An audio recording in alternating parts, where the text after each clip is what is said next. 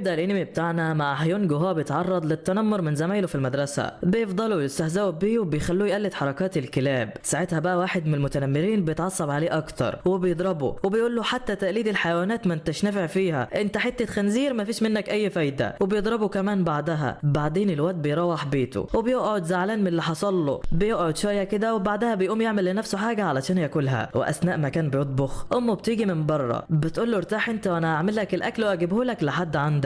بتخلص الاكل وبتديهوله، ولكنه كل ما بيبص في اي حاجه بيزعل، بيفتكر شكله هو كل يوم بينضرب ولكن مفيش في ايده اي حاجه يعملها. بيقول لامه انا عاوز اتنقل من المدرسه ديت، وما بيرضاش يقول لها على السبب الحقيقي اللي عايز يتنقل علشانه. بيقول لها السبب ان كل الطلبه اللي في سني شاطرين وانا مش عارف اجاريهم. الام بترفض طلبه وبتقول له ان دي حاجه صعبه جدا، انت عارف حالتنا الماديه كويس، وانت لو اتنقلت من هنا مصاريف البيت هتزيد ومش هعرف اتحمل مصاريف دراستك. هيونج ساعتها بيتعصب جدا وبيفضل يزعق وبيخبط في كل حاجه قدامه. بعدها بيسيبها ويمشي. تاني يوم بقى بيروح المدرسه، بتخبط في بنت كده وبتكون سرحانه في التليفون بتاعها، بس على الرغم من انها هي اللي غلطانه بتشتمه وبتخليه يعتذر لها. واحد من العيال اللي كانوا بيضربوه بيكون كده معدي بالصدفه، اول ما بيشوف يونج بيفكره كان بيضايقها، بيتعصب وبيقول له خد الكره ديت واستناني تحت في الملعب. واول ما بينزلوا بيخلوا واحد فيهم يصوره وهما بيعملوا تحدي الكره عليه، واللي هيجيبها في وش هيونج الاول هو الكسبان. اول واحد فيهم بيشوط عليه الكره جامد ولكن هيونج بيتفاداها. بيجي تاني واحد وبيشوط الكره بسرعه جدا لدرجه ان هيونج ما بيقدرش يشوفها وبتيجي في وشه. الخسران فيهم بيتعصب جامد، بيروح لهيونج وبيضربه وبيقول له ما كانش المفروض تفادي الكره بتاعتي، وبيديله بوكس بيوقعه. بيوقفه تاني وبيقول له انا لسه ما خلصتش. بيفضل يضرب فيه في كل حته وهيونج ما عادش قادر يتحرك. وام هيونج كانت جت علشان تخلص ورقه للمدرسه في الوقت ده، واول لما بتشوفه في الحلقه ديت بتتعصب وبتروح تشتم في الواد اللي بيضربه. ولكن وعلى غير المتوقع هيونج بيدافع عنه وبيقول لها ده صاحبي بيهزر معايا مش اكتر، امشي يلا وما تسببليش احراج اكتر من كده. ده على اساس ان كل الضرب ده مش احراج يعني. الام بعدها بتفهم كل حاجه وان ده السبب الحقيقي اللي مخليه عاوز يتنقل من المدرسه ديت. بعدين بتسيبه بقى وبتمشي. الواد هو كمان بيخلص مدرسته وبيروح، بيلاقي امه قاعده كده مستنياه، بتطلب منه يقعد معاها علشان تتكلم معاه شويه. بتقول له انا كنت جايه لك المدرسه النهارده علشان احول لك منها وانقلك لمدرسه تانية، وبالصدفه شفت اللي حصل لك هناك. انا عارفه انك مالكش ذنب في اي حاجه بتحصل لك، وعلشان كده انا هنقلك لمدرسه جديده، وخلي بالك بقى من نفسك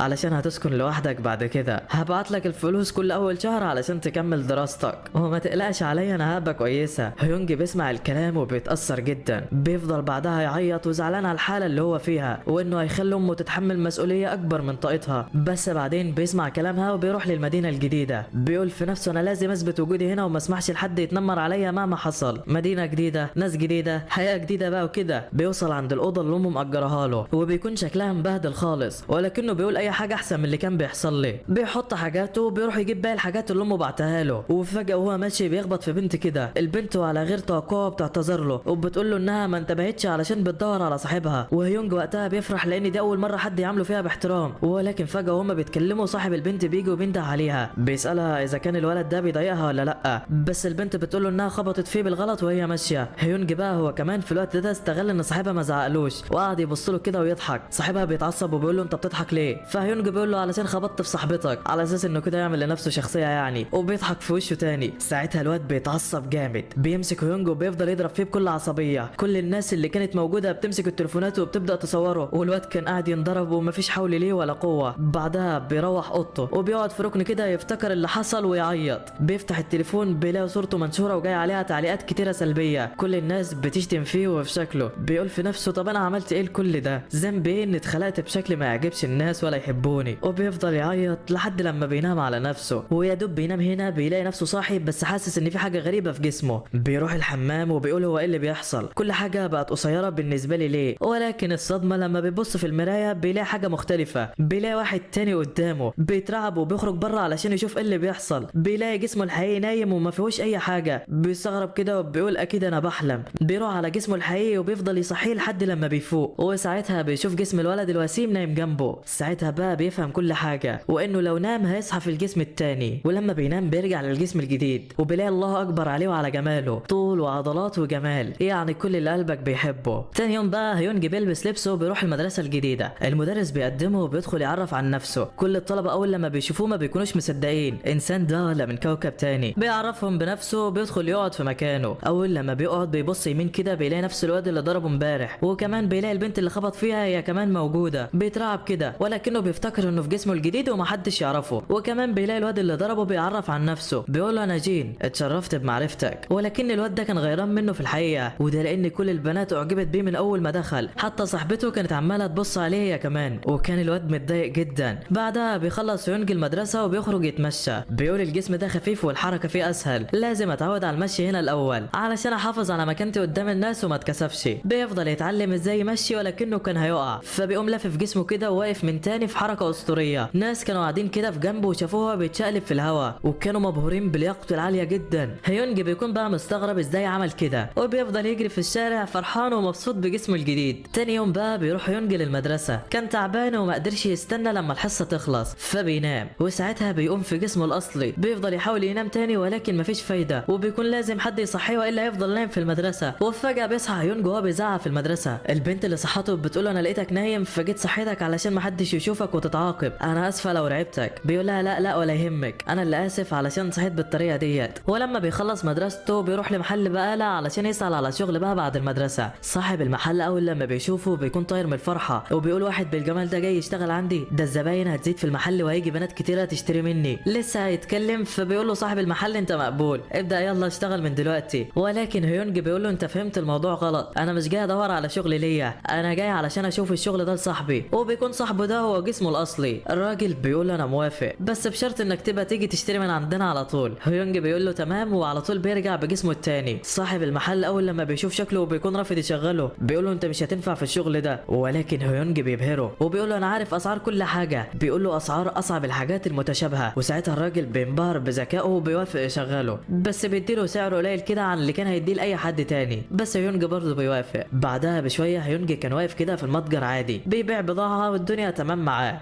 بس فجاه بيدخل مجموعه من الطلبه علشان يشتروا سجاير وبيطلعوا من نفس مدرسته. هيونج ما بيرضاش يديلهم حاجه وبيقول لهم ان السجاير ممنوعه لاي حد تحت السن القانوني. العيال بتقول له مشيها يا عم ومحدش هياخد باله، بس هيونج ما بيسمعش كلامهم وبيرفض يديلهم حاجه. جين بقى في الوقت ده كان مستني العيال دول بره، واتاري ان دي العصابه بتاعته اصلا. اول ما جين بيدخل المحل كده بيشوف هيونج جوه وبيعرف ان هو البياع، فبيروح على طول على شويه حاجات كده وبياخدها وبيقول له انا هاخد الحاجات ديت من غير فلوس وهنسى انك كنت بتبص على حبيبتي وهسامحك. هيونج بقى كان خايف وما نطقش بحرف واحد. جين بعدها بيبص كده على اسمه وبيعرف ان اسمه هيونج هو كمان، وده نفس اسم الولد الجديد اللي اتنقل لمدرستهم. اول لما بيعرف كده بيتضايق، بيرمي كل حاجه كان جايبها وبيقول له الاسم ده بيضايقني، انتوا الاتنين بصيتوا لحبيبتي وانت لازم تتضرب دلوقتي. بينزل يضرب فيه لحد لما بيكسر وشه. ومش بس كده، لا ده بيصوروا تاني صور عريانه علشان ما يبلغش عنهم، ولو بلغ فينشر الصور ديت. ساعتها هيونج بيقعد يعيط من كتر التنمر اللي بيحصل له. بيقول تاني انا ايه ذنبي لكل ده، انا عملت ايه بس علشان يحصل فيا كل شويه كده. وكان في قمه الحزن وقتها. ومن ناحيه تانية امه بتتصل عليه علشان تسال على حاله، بيكتم بعدها دموعه وما بيبينلهاش ان في اي حاجه. بتقول له انت عامل ايه والدنيا عامله ايه، فبيقول لها ما تقلقيش الوضع تحت السيطره، فبتقول له تمام وبعدين بيقفله. وامه في الحقيقه بتكون تعبانه جدا، وده لانها اشتغلت في شغل اضافي علشان تبعت له مصاريف اكتر، وشكل الاتنين حياتهم بقت صعبه جدا. تاني يوم بيروح يونج بقى للمدرسه، بيسمع جين وعصابته هما بيتكلموا على اللي عملوه فيه وبيوروا صوره للطلبه التانيين زمايلهم. هيونج واقف وسمع كل اللي حصل وعينه كلها شر من ناحيتهم، لحد لما واحد فيهم بيشتم فيه وفي امه. بيقول واحد زي ده اكيد امه سايباه في الشارع ومقضياها. ساعتها بقى هيونج اتعصب جدا، بيعلي صوته وبيقول لهم انتوا كده رجاله يعني تشتموا في عيل ضعيف ما بيعرفش يدافع عن نفسه. جين بيسمع الكلام وبيتعصب، بيقول انا من زمان وانت مش عاجبني يالا، انت اللي جبته لنفسك. وكان لسه هيهجم عليه فبيلاقي واحد من الطلبه بيمنعه، ولكن ده ما بيفرقش مع حد، بيبعد ايده وبيقول لهيونج اجهز بقى علشان مش هرحمك. هيونج بيكون متوتر لانه ما اتخانقش مع حد قبل كده في الجسم ده، وكمان خايف انه يخسر سمعته قدام كل الطلبه. جين بيهجم عليه بسرعه جدا، ولكن هيونج بيلاحظ انه شايف ايده بتتحرك بسرعه بطيئه جدا وكأن الزمن وقف عنده، وبيقدر يتفاداها بكل سهوله. وده طبعا نتيجه لكل الضرب اللي اخده زمان، وبقى بيتوقع اي ضربه ايا كانت سرعتها بيتفاداها بسهوله، وكل الطلبه بيتصدموا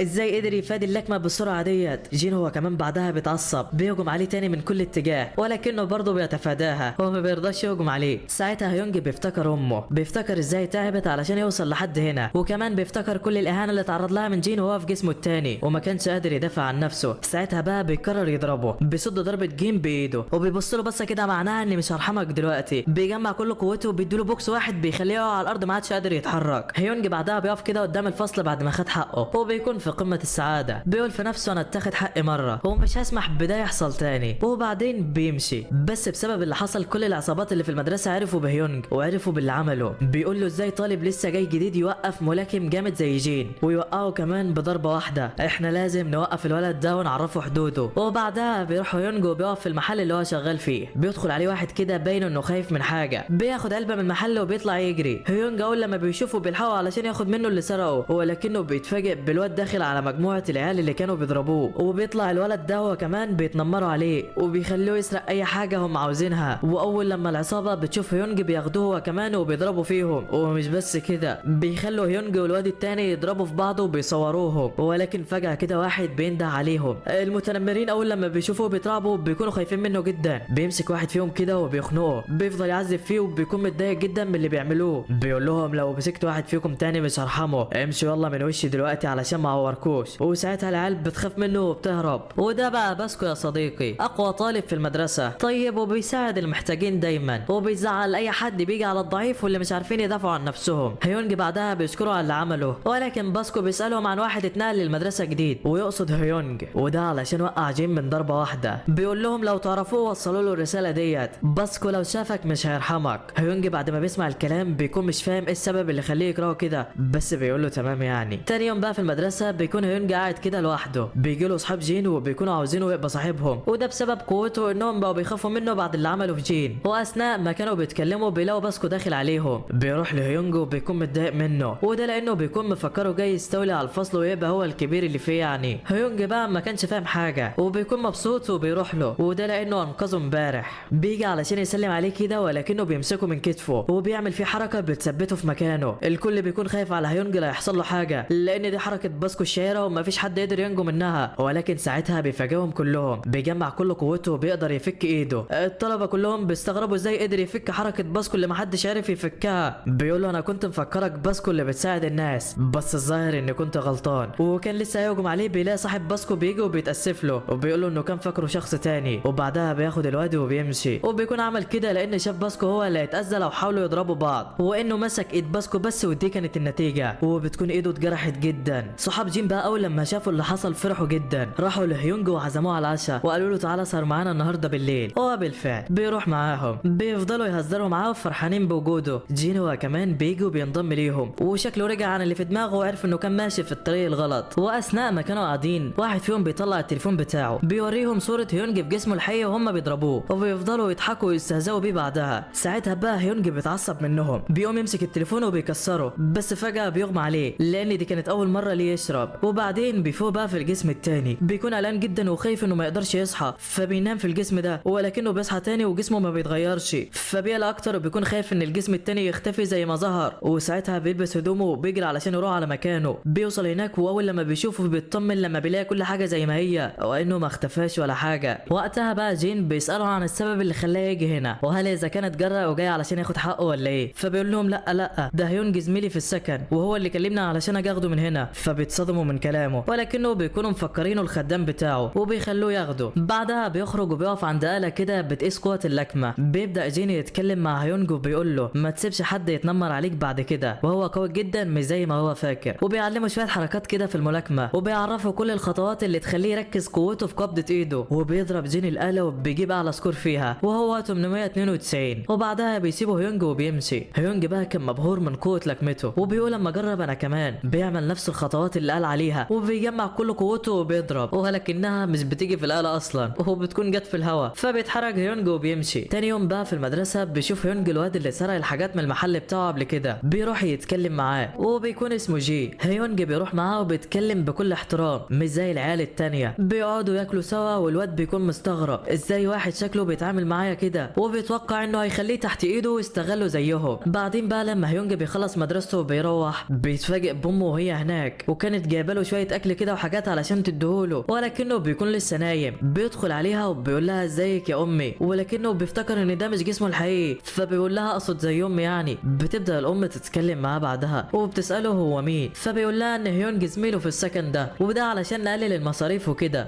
بتساله كمان عن ابنها والسبب اللي خلاه نايم لحد دلوقتي، فبيقول لها انه اشتغل في شغل اضافي بالليل وانه بيفضل هناك لحد الساعه 12 بالليل وده اللي خلاه تعبان وعاوز ينام. الام وقتها بتفرح جدا، اخيرا ابنها كبر وتحمل المسؤوليه، ولكنها في نفس الوقت كانت زعلانه. بتقول له العيب مش عليه، العيب عليا علشان ما قدرتش اوفر له كل اللي محتاجه، والا ما كانش هيفكر في الشغل اللي اشتغله. وبتقول له تعالى معايا نتكلم في مكان تاني علشان ما يصحاش. وهو بالفعل بيروحوا مطعم وبيقعدوا هناك يتكلموا. بتقول له الام ان ابنها ده كان بيتعرض للتنمر من زمايله في المدرسه، انا جبته هنا علشان يبدا حياه جديده، ضغطت على نفسي واشتغلت في اكتر من مكان علشان اوفر له كل حاجه هو محتاجها. انا عايزه منك حاجه واحده بس، انك تحميه وما تخليش اي حد يأذيه او يهينه، وده علشان هو اتحمل كتير وما كانش في حد بيدافع عنه. هيونج ساعتها بيفتكر ذكرياته وكلامه معاها قبل ما يمشي، بيتأثر جدا وبيقول لها انا مش هخلي حد يتنمر عليه او هسيب حد يضربه تاني، ما تقلقيش عليه انا في ظهره. فالام بتفرح جدا وكانت في قمه السعاده. من ناحيه تانية بقى كان باسكو قاعد وسامع كل حاجه، وبيكون ماسك نفسه بالعافيه، وبيكون مفكره بيستغل الواد الغلبان ده هو وامه. وبعدها بيخرجوا وبتاخد الام الكراتين المستعمله علشان تبيعها، وبيكون ده شغلها الجديد. الام بتطلع فلوس وبتديها له وبتقول له ده حق اللي شربته. ما بيكونش راضي في الاول، ولكن الام برغم احتياجها بتقول له انا ما باخدش حاجه من غير مقابل، وبتصمم تديها له. ولما باسكو بيشوفها وهي بتديله الفلوس بيتضايق جدا، وبيقول انا مش هسمح بده يحصل ولازم ارجع حق الست ديت وارجع الفلوس منه. بيستناها تمشي، بيروح لهيونج بعدها وبيستفزه، بيقول له تعالى المكان بعيد علشان ما حدش يسمعك وانت بتطلب المساعده. هيونج ما كانش فاهم حاجه وبيقول له انت ليه عاوز تضربني؟ انا ما عملتلكش اي حاجه. باسكو ما بيرضاش يتكلم وبيقول له هات الفلوس اللي العجوز ادتها لك. هيونج وقتها ما بيفهمش اللي بيحصل وبيفكره عاوز ياخد الفلوس منه زي بقيه المتنمرين، وبيقول له لا انا مش هسمح لك. باسكو بعدها بيهجم عليه وهيونج بيفادي هجماته بكل براءه. باسكو بيقول الواد ده محترف خالص، بيهجم عليه هجمه سريعه وبيقدر يجرحه بيها. هيونج ساعتها اتعصب جامد، بيفتكر كلام جين وهو بيعلمه طريقه الملاكمه، بياخد نفس الوضعيه وبيهجم عليه بيها. الضربه سريعه جدا وشكلها دي نهايته، ولكن باسكو بيتفاداها ولسه هيهجم بيلاقي ضربه عكسيه من هيونج بتخليه على الارض مش قادر يتحرك. صاحب باسكو كان معدي بالصدفه وشاف كل اللي بيحصل وشافه هو كمان واقع على الارض، فبيروح عليه وبيساعده وبيكون مستغرب ازاي هيونج قدر يعمل فيه كده. وبعدين بيمشي، بيروح هيونج بقى بعدها للمحل علشان يكمل شغله. بيجي له هناك باسكو علشان يشتري منه حاجات، بيبص له هو زعلان كده وبيقول له انا اسف اني ما عرفتش ارجع حقك. وهيونج ما بيكونش فاهم اي حاجه، وقبل ما بيمشي بيقول له اتمرن وطور من نفسك، القوي والضعيف عندهم نفس ال 24 ساعه، لازم بس تحسن من نفسك علشان ما تخليش حد يضربك. كلامه بيأثر فيه فعلا وبيبدأ ان هو يتدرب. واثناء ما كان بيتدرب بتدخل عليه القمر ديت، بتشوفه وهو بيتدرب. الواد بيتكسف خالص وبيقف علشان يشوفها. البنت بتشتري كل اللي هي عايزاه وبتشتري له كمان مشروب للطاقه علشان يساعده في التمارين وكده، وبتتعامل معاه بلطف مش زي الناس التانية. بعدين بتسيبه وتمشي. الواد طبعا بيستغرب وما بيكونش مصدق نفسه، وشكلها هتلعب ولا ايه يا صديقي. وتاني يوم بقى صحاب باسكو بيكونوا عرفوا بكل اللي حصل، وانه هيونج ضربه وسابه مرمي على الارض، وكلهم ما كانوش مصدقين اللي حصل ومتضايقين لان باسكو من ساعتها ما جاش المدرسه ومختفي وقاعد في البيت ما بيخرجش. بيقرروا بعدها انهم ياخدوا حقه ويتجمعوا على هيونج ويضربوه. وفي نفس الوقت كان هيونج في المدرسه ماشي كده عادي، شاف واحد بيتنمر على زميل ليهم وبيتعاملوا معاه بنفس المعامله اللي كانوا بيعاملوه بيها في مدرسته القديمه يعني. ووقتها بيقرر ما يسكتش ويدافع عنه زي ما كان بيتمنى اي حد يساعده وينقذه وهو بينضرب. بيروح ويقف قدام المتنمرين وبيبص لهم بعصبيه، وهم اول لما بيشوفوه بيعرفوا انه جاي يتخانق معاهم، وكانوا لسه هيضربوه بيلاقوا استاذ جاي ناحيتهم فبيسيبوه وبيمشوا. بعدها بيروح مطعم المدرسه وبيقعد مع صاحبه جاي والولد اللي كانوا بيتنمروا عليه من شويه، وبيكون اسمه تاكي بالمناسبه. بيبدا بعدها يونج يتكلم مع تاكي ويهون عليه، بيقول له انا عارف انك مالكش ذنب في كل اللي بيحصل لك، بس ما تقلقش لو حد كلمك تاني انا هساعدك وهفضل جنبك مهما حصل، بس بشرط انك تبقى صاحبي. تاكي ساعتها بيتعصب وبيقول له لا احنا مش زي بعض وعمرنا ما هنبقى اصحاب، انا كل يوم بنام جسمي متكسر من كتر الضرب اللي باخده، بتهان كل يوم حرفيا، بتمنى ان اموت واخلص من اللي بعيشه. يمكن انت فقير وهدومك مش ماركات زيي، بس كل الناس تتمنى تصاحبك، وكمان قوي بتعرف تدافع عن نفسك، مستحيل انا وانت نبقى اصحاب. هيونج بقى اول لما بيسمع الكلام بيتاثر جدا وبيسيبهم ويمشي. من ناحيه تانية كان صحاب باسكو في نفس المكان بيراقبوه وبيقولوا انهم هيستنوه النهارده بعد المدرسه ويضربوه يعني، ولكن الواد ده بيسمعهم. بعدها بيخلص هيونج مدرسته وبيكون ماشي كده في امان الله. بتتصل عليه امه وبتقوله انها هتيجي علشان يحتفلوا بعيد ميلاده سوا وما يقلقش هي هتعمل له كل اللي بيتمناه. هيونج بعدها بيعتذر لها وبيقول لها انه عنده مذاكره كتيره ومش هيعرف يجي. بتلاحظ الام ان صوته متغير وبتساله اذا كان تعبان ولا لا، فبيقول لها لا. وبعدها بيخرج من المدرسه علشان يروح للبيت، وبيكون صحاب باسكو معاهم اسلحه ومستنينه يعدي من هنا علشان يضربوه، ولكن وهو ماشي بيقابل زميله اللي سمعهم وهم بيتكلموا عليه. بيديله شنطه كده مكتوب عليها عيد سعيد، وبيعرف هيونج ان هو سمعه وهو بيكلم امه وعرف ان النهارده عيد ميلاده. بيكون جايب له بقى في الشنطه ديت هدوم ماركات ومروق عليه على الاخر. هيونج ما بيرضاش ياخدها في الاول ولكنه ملحقش يعترض اصلا، لا الواد ساب الشنطه كمان و20 شنطه زيهم ومشى. اما بقى اصحاب باسكو فكان عمل معاهم الواجب قبل ما يقابله، هو ضربهم لوحده وشكله هو كمان مش سهل يا صديقي. هيونج بعدها بقى بيروح البيت وبيكون مصدوم من كل الحاجات اللي جابها له، وبيتصدم اكتر لما بيلاقي ان كل حاجه فيهم ماركه عالميه وبسعر غالي جدا. وتاني يوم بقى في المدرسه كان في شويه عيال كده قاعدين ومستنين هيونج يدخل علشان يتنمروا عليه وعلى هدومه، وعاوزين طبعا يحرجوه ويقللوا منه قدام الطلبه. ولكن لما هيونج بيدخل بيصدمهم، وده طبعا علشان هو لابس هدوم جديده وحاجات غاليه عكس العاده يعني. بيسالوه عن الهدوم ديت فبيقول لهم الصديق اللي جابهم لي. ومن جانب تاني كان تاكي راح يقدم لبرنامج الموهوبين، وهناك بيعملوا اختبارات علشان يختاروا احسن مغني ويضموا ليهم. ولكن بيكون الواد اللي على طول بيتنمر عليه ويضربه هناك بيفضل يشتمه شويه لحد لما جه دوره علشان يدخل ويختبروه. بيدخل فعلا وبيغني وبيعجبهم اداؤه جدا. بعدها حكم المسابقه بيخرج، اول ما بيشوف تاكي وان هو الاخير ما بيرضاش حتى يسمعه، بيقول له انهم خلاص اختاروا الفايز وبيسيبوه يمشي. تاكي بيمشي وجواه كميه حزن مش طبيعيه. بيروح المدرسه ولكن المتنمر ما بيسيبوش في حاله، بيروح له قدام الفصل وبيهين فيه قدامهم، بيقول له واحد زيك ما يستاهلش يتحط في مقارنه معايا، انت كنت مفكر انهم هيقبلوك ولا ايه؟ وبيفضل يضربه بعدها. بعدين بيقف قدام اعلان لمهرجان الغناء كده، ودي بقى مسابقه بتتعمل قصاد فرق واللي بيكسب فريق واحد بس بيكون عاوز يقدم فيها، بس ثقته في نفسه بقت معدومه بعد كل اللي حصل فيه. بيروح لمطعم جدته كده وبيلاقيها لسه ما روحتش